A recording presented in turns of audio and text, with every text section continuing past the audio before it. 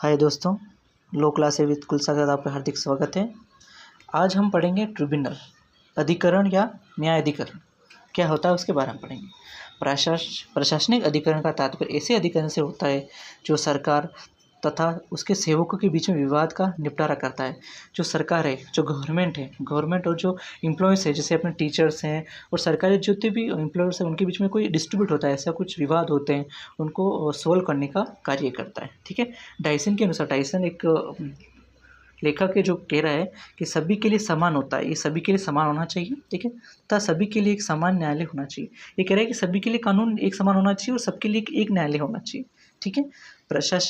प्रशासनिक अधिकरण की उत्पत्ति का कारण क्या था? कम खर्चीला होता है, इसमें कम खर्च लगता है, जल्दी से न्याय हो जाता है, आसानी से न्याय हो जाता है, कल्याणकारी और राज्य की प्रश्न दी हो जाती है। इसमें दे रखा है ट्रिब्यूनल, अधिकरण एक अर्थ न्याय संस्था है, मतलब एक अर्थ न्याय संस्था है। ठीक है। जो प्रशासन एवं कर के संबंध में विवादों का हल करने के लिए स्थापित की जाती है। ये जो प्रशासन संबंधी जो कर विवादी और कर संबंधी जो टैक्स संबंधी हैं, उनके बारे में जो विवाद होते हैं उनको हल करने के लिए स्थापित किया गया है। भारतीय संविधान के अधिकरण का प्रावधान 42वें संविधान संशोधन एक्ट 1976 के द्वारा किया जाता है। इस संशोधन के तहत दो नए आर्टिकल बनाए गए हैं।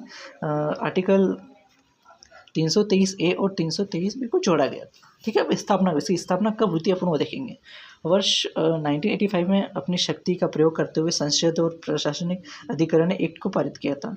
अपनी शक्ति का प्रयोग करते हुए संसद ने और प्रशासनिक अधिकरण एक्ट को पारित किया था। ठीक है। इसके अधीन केंद्र सरकार और प्रशासन अधिकरण की स्थापना करने की शक्ति दी जाती है। इसमें केंद्र सरकार और प्रशासन अधिकरण की स्थापना करने की शक्ति दी जाती है। ठीक है।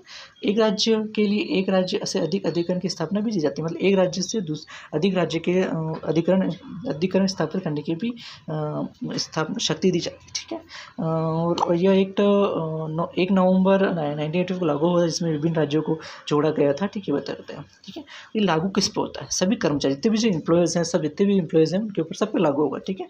लागू कौन से जो है लागू नहीं, पर यही बोल रहा है कि लागू तो सब पे होगा। जितने भी कर्मचारी हैं, तो कर्मचारी ये सब होंगे, पर पर्टिकुलर जो नहीं होंगे, जिन पर लागू नहीं होगा, वो होगा थल सेना। जो थल सेना पर नहीं होगा, नौसेना जो नौसेना जो उन पर नहीं होगा, वायुसेना जो वायु सेना पर उनका संसद में नहीं होगा, उच्चतम न्यायालय पर नहीं होगा।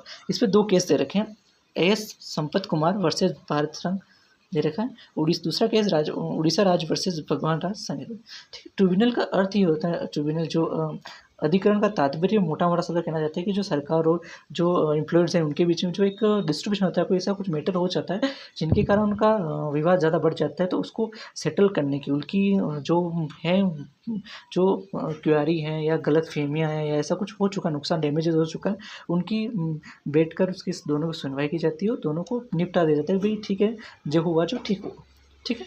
Thank you class, thank you so much. Like करें, सब्सक्राइब करें।